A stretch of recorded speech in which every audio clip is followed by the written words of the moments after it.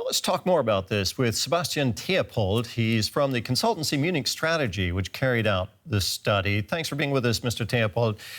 A lot of concerns about takeovers from outside the country, but are investors really lining up to raid German businesses? Yeah, first of all, let's be clear about something. So Germany always has been very interesting for international investors before, during, and also after the COVID crisis.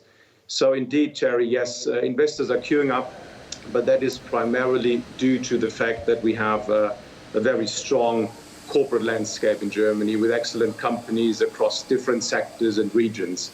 And to make it clear, we very much welcome this sort of capital from abroad in Germany. In 2019, international investors funded corporations in Germany with 70 billion euros, and this really emphasizes that this capital is pivotal to the economy. Should the state intervene to prevent certain acquisitions, and if so, under what conditions?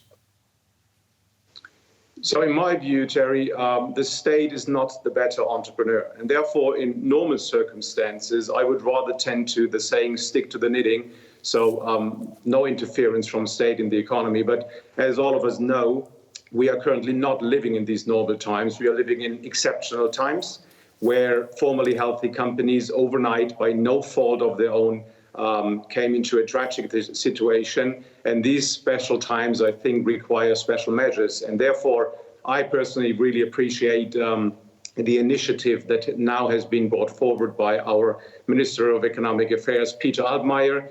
The initiative is a pragmatic approach where we really can help those formerly healthy companies to stay alive and not to fall into foreign hands. However, we need to make sure two things. First of all, we have to have a common understanding about the sectors where this instrument may be applied, and we also need to define a clear way out, a clear exit strategy, because any state intervention should be a temporary one. Now, Germany's mid-sized businesses are central to the country's export-driven economy. How likely are they to survive the effects of the coronavirus pandemic? So our recent study reveals that the German Mittelstand indeed is facing a huge reorganization.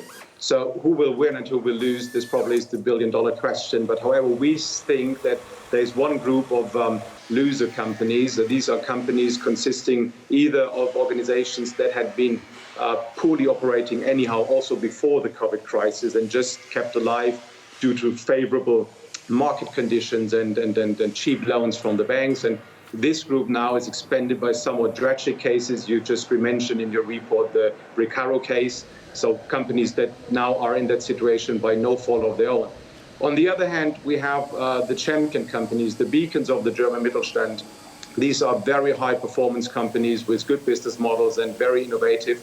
And they are now going to take advantage of the situation, and they will probably grow at the expense of the loser companies, either by gaining market share or actively consolidating. And so at the end, these companies will make sure that once the music starts to play again, they will be sitting in the first row. And I'm very much convinced that these companies will then be stronger even as now. Mr. Theopold, thank you very much for your analysis. That was Sebastian Theopold from Munich Strategy, the consultancy. Thank you, Jerry.